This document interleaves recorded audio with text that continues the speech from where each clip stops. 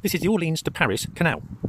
It was originally dug 1640, that's when the excavation and put into commission, and it's been drained. Now, I think the canal has been enlarged and improved over the years, and I believe that is the original of around 1640, and this is the subsequent, broader and deeper canal that was built later.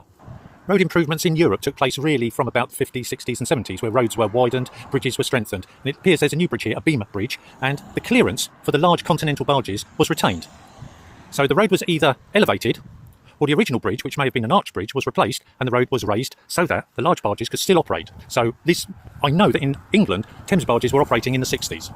This avenue of trees is interesting also. They're of some age, subsequent age, I would say probably 200 years old. They might be older, but you will see that they're set back from the bank because horses were used for the hauling of the barges. And in fact, there are some prints on of the subject of the original canal which show smaller boats being hauled by human pullers.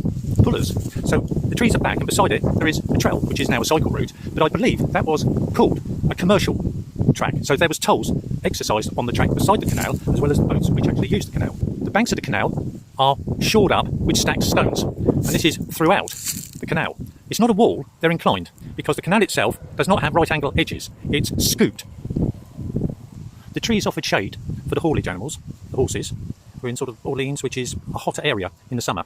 And here's another example of the benching of the side of the canal after cutting. So it's quite an interesting insight seeing a canal and its construction.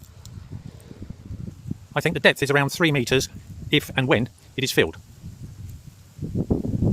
The older canal, 1640, takes a different route, so I'm not quite certain, but what it does show is that surveying was advanced, which is virtually, certainly 400 years ago, 500 years ago.